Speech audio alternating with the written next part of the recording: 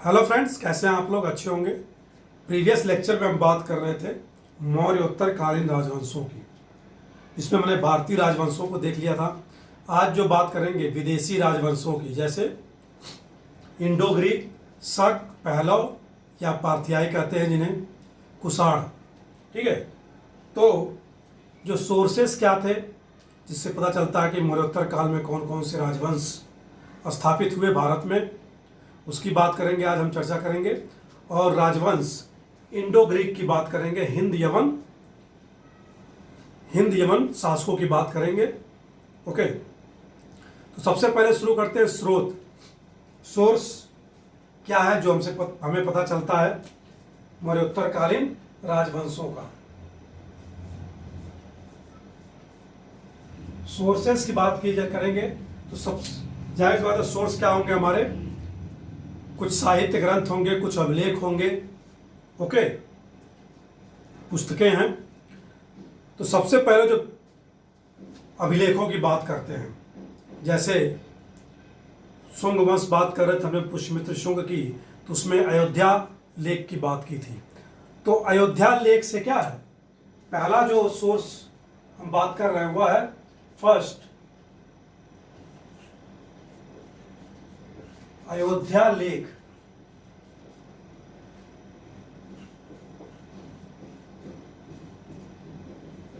Okay, Ayodhya लेख से प्राप्त जानकारी मिलती है क्या, कि यवनों द्वारा आक्रमण किया गया। ओके, और इन यवनों को क्या है, इंडो ग्रीक शासकों को किसके द्वारा पराजित किया गया, शुंग शासक पुष्यमित्र शुंग द्वारा। यवनों पर विजय प्राप्त करने के पश्चात ही क्या, अश्वमेध यज्ञ कराए जाते हैं। 2 अश्वमेध यज्ञ कराए जाते हैं पुष्यमित्र शुंग द्वारा। अश्वमेध यज्ञ कौन कराता है, पतंजलि ऋषि। ठीक है। तो पहला तो अयोध्या अभिलेख हो गया, यमन आक्रमण से रिलेटेड। दूसरा जो है वह है नासिक लेख। कौन सा है दूसरा, नासिक लेख।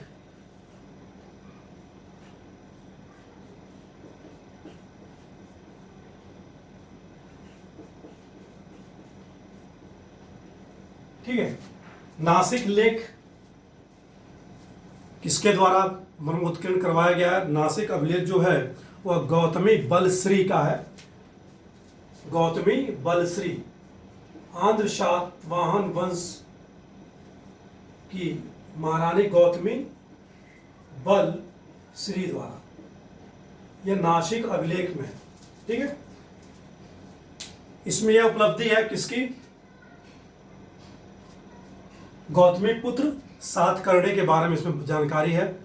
और क्या जानकारी है कि गौतमी पुत्र सातकर्णी ने क्या है, शकों को पराजित किया। किसे पराजित किया, शकों को।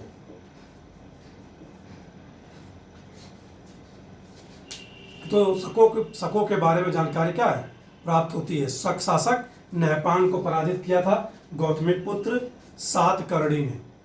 ओके, दूसरा जो अभिलेख है, तीसरा अभिलेख नानाघाट अभिलेख। नानाघाट लेख से भी क्या है, मौर्योत्तर कालीन राजवंशों की जानकारी प्राप्त होती है। नानाघाट लेख,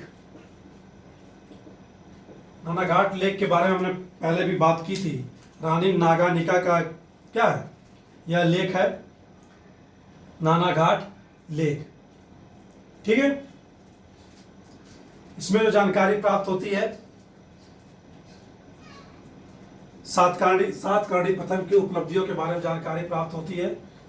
नागानिका का यह अभिलेख है। और जानकारी जो प्राप्त होती है सातकर्णी से लेकर, यह भी क्या है, मौर्योत्तर कालीन जो राजवंश हैं उनके बारे में जानकारी देता है। ठीक है। नेक्स्ट जो अभिलेख है वो कौन, जूनागढ़ लेख। कौन सा लेख, जूनागढ़ लेख।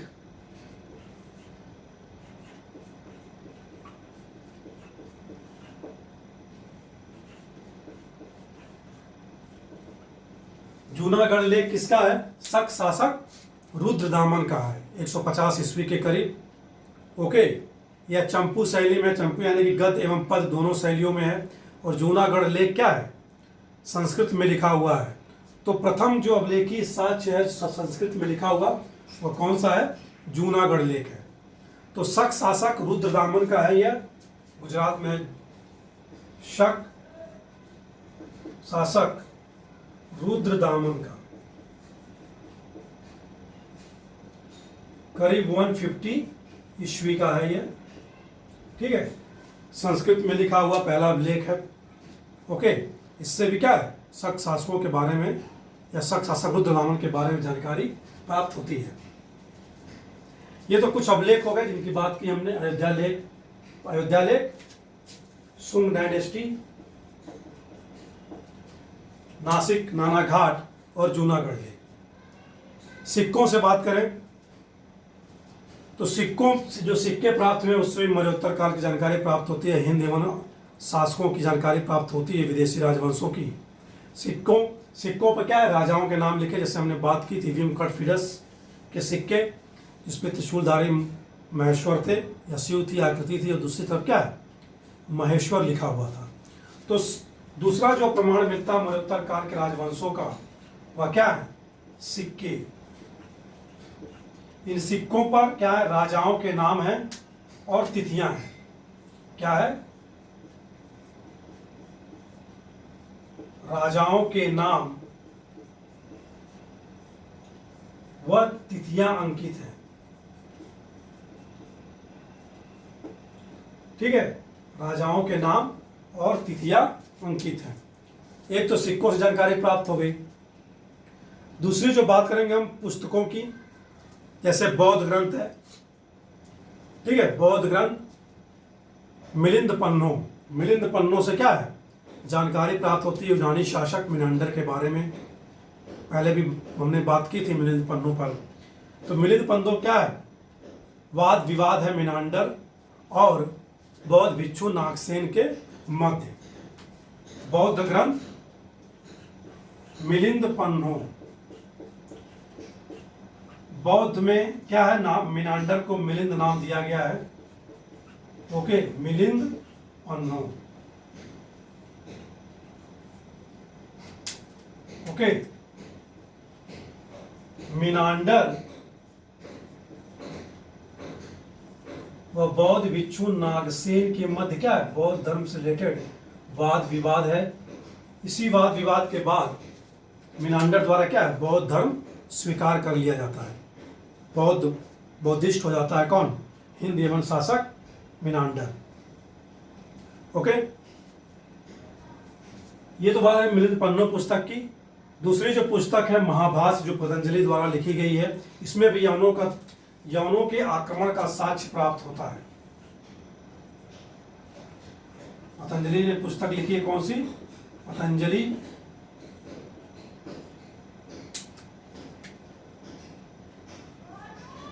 महाभाष्य, ठीक है। इस पुस्तक में भी क्या है, यवनों द्वारा जो आक्रमण की जानकारी है वो क्या है, प्राप्त होती है पतंजलि की पुस्तक महाभाष्य से।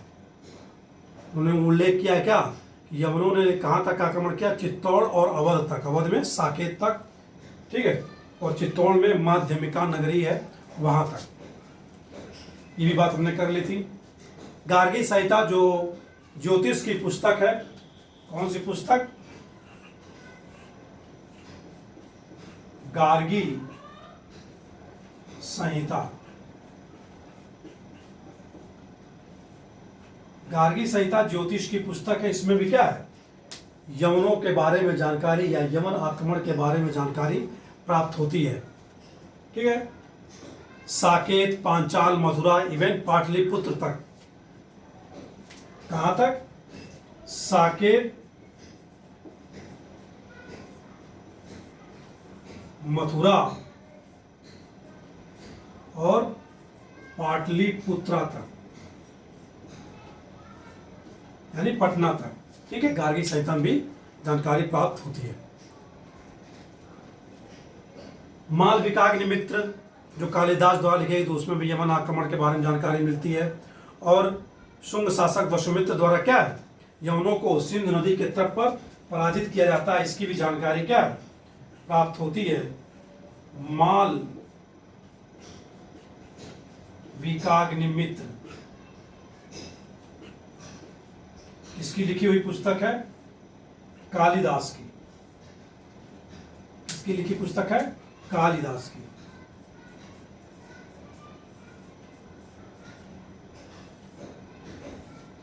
ठीक है, इससे भी जानकारी प्राप्त होती है क्या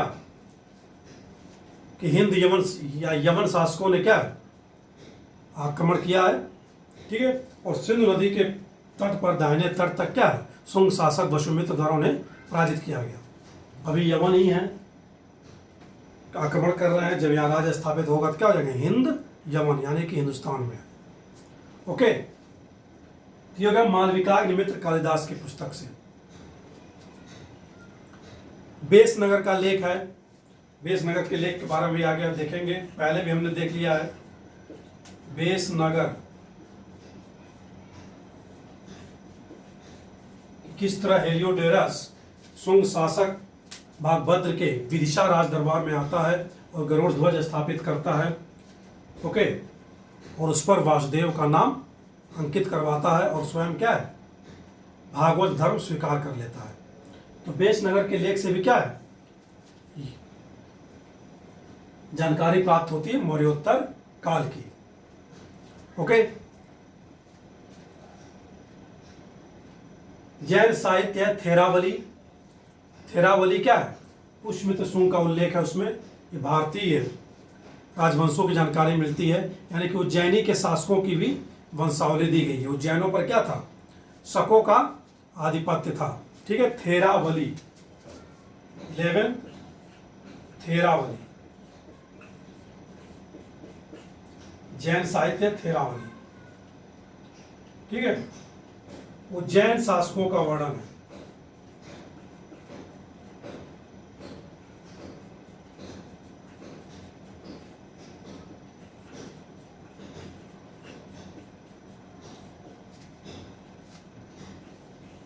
और क्या बात और किससे जानकारी प्राप्त होती है थेरावली के बाद उज्जैन शासकों की इसमें वंशावली दी गई है। पुष्यमित्र की, हालांकि इस पुस्तक में क्या है पुष्यमित्र के बारे में जानकारी प्राप्त होती है। नेचुरल हिस्टोरिका जो प्लिनी ने लिखी थी 77 ईस्वी में, उससे क्या है भूमध्य सागरीय विभिन्न देशों के साथ व्यापार की जानकारी भारत के प्राप्त होती है। Natural Historica. ओके,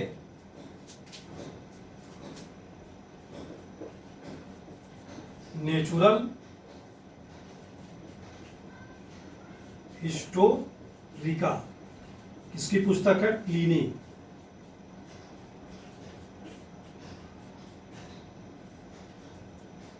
सतहत्तर ईस्वी की। ठीक है, नेचुरल हिस्टोरिका। और पेरिप्लस ऑफ द इरिथ्रियन सी से प्राप्त होता है भूमध्य सागरीय भारत के व्यापारिक गतिविधियों की जानकारी प्राप्त होती है Periplus of the Erythraean sea. Periplus मतलब होता है क्या नौ संचालन का जो चार्ट होता है उसको क्या कहते हैं पेरिप्लस। और इरिथ्रियन सीस का मध्य का सामंजस्य किससे है इरिथ्रियन सी लाल सागर से। ठीक है, टॉलमी की पुस्तक है जियोग्राफी 150 ईस्वी में, उससे भी भूमध्य सागरीय देशों के बारे में जानकारी प्राप्त होती है। तो ये सारे स्रोत हैं, सोर्सेस हैं मौर्योत्तर काल को जानने का। ओके, हालांकि भारतीय राजवंशों के बारे में जानकारी हमने देख ली थी। अब जो बात करेंगे विदेशी राजवंशों में इंडो ग्रीक, यानी हिंदुस्तान में जो यमन राजवंश थे हिंद यमन। ठीक है, हिंद यमन सिकंदर के समय ये आए थे उत्तर पश्चिम प्रांत side, Afghanistan side, Pakistan side. ठीक है, और उसके सैनिकों द्वारा क्या है कई क्षेत्रों पर आधिपत्य जताया गया या शासन स्थापित किया गया। तो मौर्योत्तर काल आते आते क्या है बहुत सारे जो गवर्नर थे वो क्या है अपने आप को स्वतंत्र घोषित कर लेते हैं। जैसे डियोडोटस सेकेंड जो सेल्यूकस के साम्राज्य से क्या है जो चंद्रगुप्त मौर्य के समय यमन शासक था सेल्यूकस, उसके साम्राज्य से अपने आप को अलग कर लेता है। ठीक है। तो इस तरह जो गवर्नर्स होते हैं जितने भी 250 बीसी आते आते यवनों के, वे अपने आप को स्वतंत्र शासक घोषित कर लेते हैं। और इसी में क्या है, 2 वंश स्थापित होता है यवनों के, एक डेमेट्रियस वंश और दूसरा यूक्रेटाइड्स वंश। ठीक है, डेमेट्रियस वंश और यूक्रेटाइड्स वंश। तो डेमेट्रियस फर्स्ट जो था पहला आक्रमणकारी था, सबसे पहला आक्रमणकारी कौन था, डेमेट्रियस फर्स्ट, जो उसका कार्यकाल है 220 से 175 बीसी के दौरान। ठीक है, 183 बीसी में वह क्या है, आक्रमण करता है, पंजाब के बहुत बड़े भाग पर अपना आधिपत्य स्थापित करता है और शाकल यानी कि सियालकोट को अपनी राजधानी बनाता है। ओके,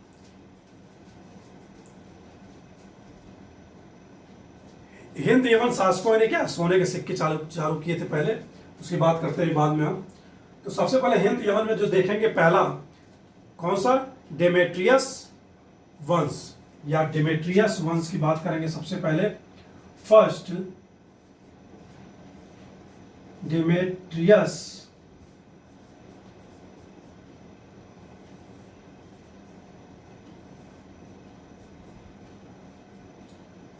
डेमेट्रियस वंश, इसमें जो सबसे पहला शासक हुआ डेमेट्रियस फर्स्ट। कौन, डेमेट्रियस फर्स्ट, जिसके नाम पर क्या है, इस वंश का नाम पड़ा डेमेट्रियस फर्स्ट। 220 से 175 बीसी, डेमेट्रियस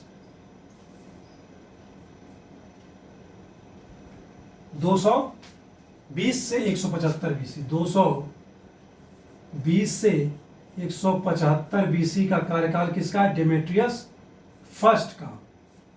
ठीक है, जो पंजाब पर आक्रमण करता है और राजधानी क्या बनाता है, राजधानी जो बनती है इसकी वह कौन सी थी, साकल।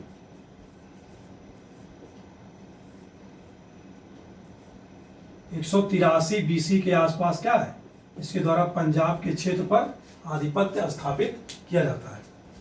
ठीक है, और डेमेट्रियस फर्स्ट क्या है, करता है कि वो भारतीय राजाओं द्वारा जो उपाधि धारण की जाती थी वही उपाधियां क्या है, डेमेट्रियस भी अपनाता है या भारतीय उपाधि को धारण करता है।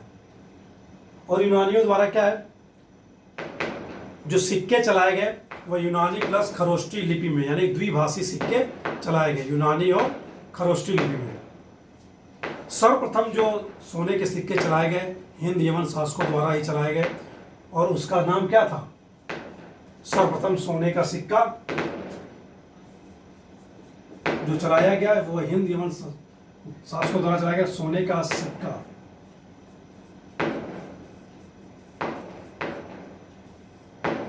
उस सिक्के का नाम था स्टेटर। स्टेटर क्या नाम था, स्टेटर। 133 ग्रेन के भार के बराबर था, 133 ग्रेन। ठीक है, तो भारत में सर्वप्रथम सोने का सिक्का किसने जारी किया, याद रखेंगे हिंद यवन शासकों ने, और द्विलिपीय भाषा में जारी किया, यूनानी प्लस खरोष्टी में, ये याद रखेंगे। ठीक है, द्विलिपीय भाषा में,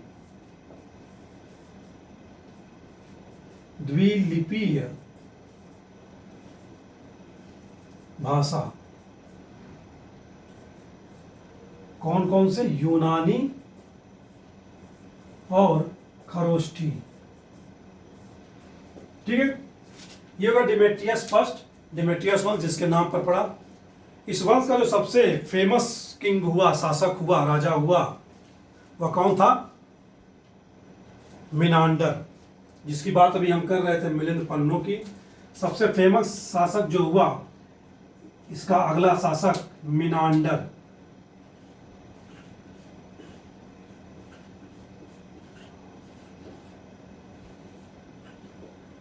इसका कार्यकाल क्या है, 165 बीसी से 145 बीसी तक। ठीक है, 165 बीसी से 145 बीसी तक। राजधानी साकल ही है। ओके, बौद्ध साहित्य में इसको मिलिंद कहा जाता है, अभी बात की हमने।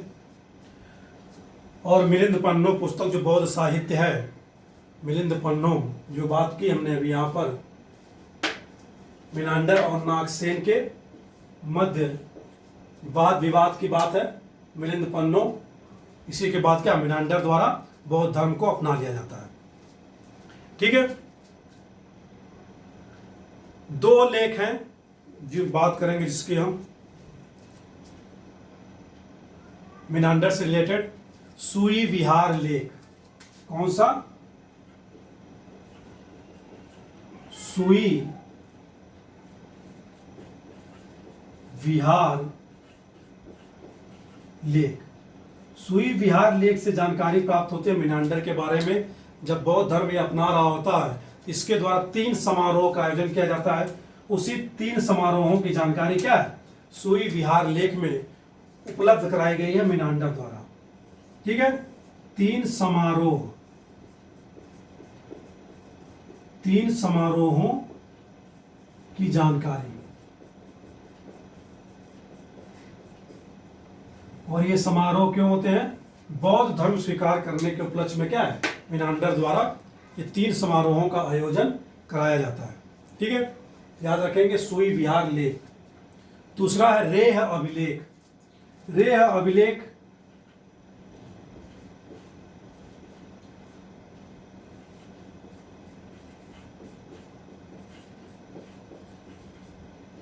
रेह अभिलेख कहाँ है? कौशाम्बी में।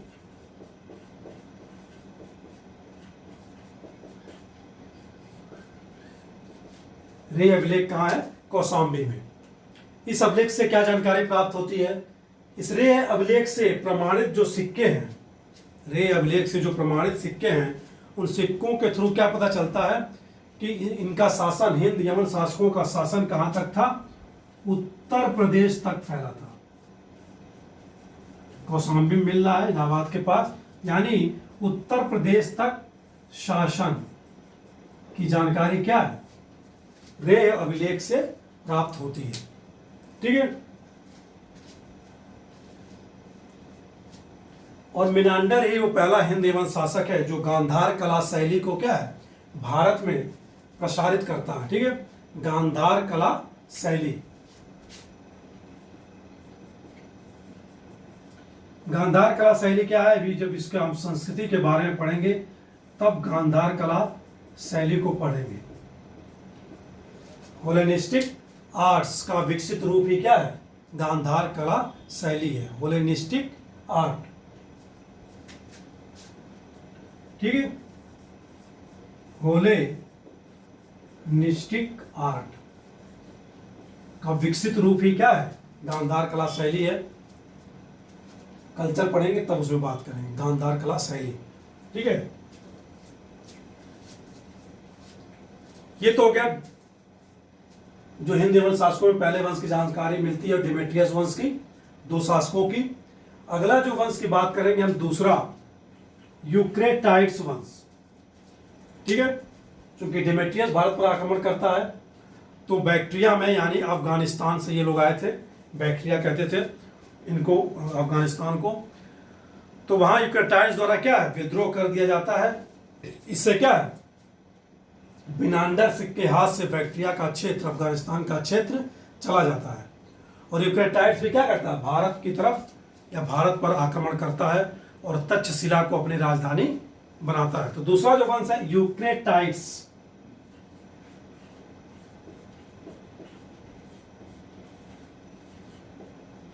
यूक्रेटाइड्स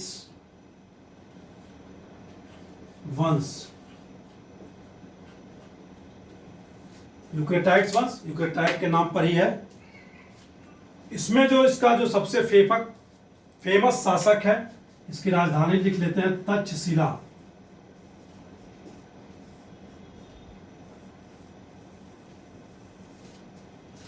विश्व का पहला जो यूनिवर्सिटी थी, विश्वविद्यालय था, वह कहाँ था? तक्षशिला में। तक्षशिला भी कहाँ है? पाकिस्तान वाले एरिया में।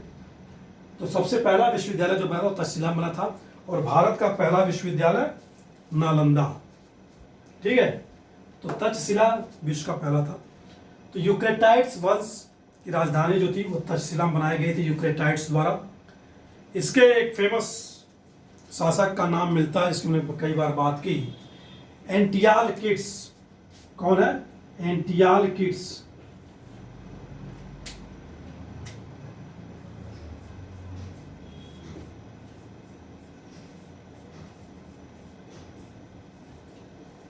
एंटियाल किट्स, तो एंटियाल किट्स हिंद यवन शासक, हिंद यवन, यवनों के किस वंश से रिलेटेड है? यूक्रेटाइड्स वंश से। क्या जानकारी प्राप्त होती है एंटियाल किट्स की? किसने अपने राजदूत हेलियोडोरस को, ठीक है, राजदूत हेलियोडोरस को कहां भेजा था? यवन अपने राजदूत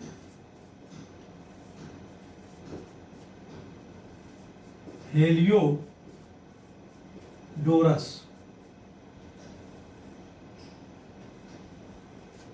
हेलियोडोरस को इसने शुंग शासक भागभद्र के राज दरबार विदिशा में क्या है? भेजा था। किस शासक के? इसका हमने कई बार बात कर ली है। भागभद्र, शुंग शासक भागभद्र के विदिशा दरबार में। विदिशा कहाँ है? रायसेन जिला, एमपी। ठीक है। एंटियाल किट्स राजदूत हेलियोडोरस को भेजता है शुंग शासक भागभद्र के विदिशा दरबार में। और क्या जानकारी प्राप्त होती है इसी वैष्णव धर्म के बारे में? इसने क्या है? विदिशा में ही गरुड़ स्तंभ की स्थापना करवाई, ध्वज स्थापित करवाया और उस पर वासुदेव नाम भी अंकित कराया।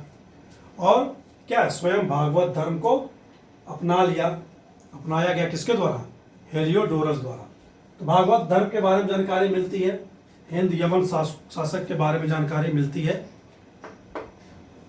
हेलियोडोरस के द्वारा। ठीक है। ये दो वंश थे हिंद यवन, हिंद यवन यवनों में। ठीक है। इसके बाद जो बात करेंगे हम आर्थियाई की या शकों की, तो उसके पहले जान लेते हैं कि हिंद यवन शासकों के भारत आने पर प्रभाव क्या पड़ा यहाँ की सामाजिक स्थिति पर या यहाँ के कल्चर पर। प्रभाव क्या पड़ा कि भारत द्वारा ज्योतिष सीखा गया यूनानियों से, यानी कि जो ज्योतिष विद्या है ये यूनानियों की ही देन है। ठीक है। भारतीयों ने यूनानियों से ज्योतिष विद्या सीखा। और जो हम ये दिन देखते हैं 7 दिन, दिनों में बंटवारा, 7 दिनों में बंटवारा, यह भी क्या है? यूनानियों से ही सीखा है। ग्रहों का नाम रखना या ग्रहों का नाम रखना भी क्या है? यूनानियों से भारतीयों ने सीखा है। ये तो पहला प्रभाव पड़ा। दूसरा क्या प्रभाव पड़ा? नक्षत्र देखकर जो भविष्य बनाने का, भविष्य बताने का जो कला है यह भी भारतीयों ने यूनानियों से सीखी है। इसका वर्णन गार्गी संहिता में है। ठीक है। गार्गी संहिता में मिलता है कि जो नक्षत्र देखकर भविष्य बताते हैं वो हमने कहाँ से सीखा? यूनानियों से सीखा। ये बात की हमने सिक्कों की, सिक्के बनाने की कला का भी प्रारंभ क्या है? यूनानियों से ही हमने सीखा था, भारतीयों ने सीखा सिक्के बनाने की कला। एक तरफ राजा का नाम, दूसरी तरफ तिथियां अंकित होती थी, देवताओं के चित्र अंकित होते थे, देवताओं के नाम अंकित होते थे। तो सिक्के बनाने की कला भी क्या है? यूनानियों से भारतीयों ने सीखा है। जो आज हम पर्दा प्रथा देखते हैं, पहले पर्दा प्रथा नहीं थी भारत में, जिसको पटाक्षेप कहते थे या उसको यवनिका भी कहते हैं। पर्दा प्रथा का भी प्रारंभ क्या हुआ? यूनानियों के आने से भारत में बढ़ी। तो ये 4-5 चीजें जो है यूनानियों से भारतीयों ने सीखा। तो भारतीयों से भी यूनानियों ने कुछ सीखा होगा, जैसे धर्म एवं दर्शन के क्षेत्र में क्या है?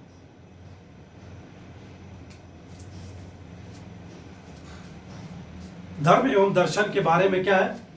भारतीयों से जो सीखा वह यूनानियों ने सीखा। जैसे उन्होंने क्या है? भारतीय धर्म को अपनाया, भागवत धर्म को अपनाया।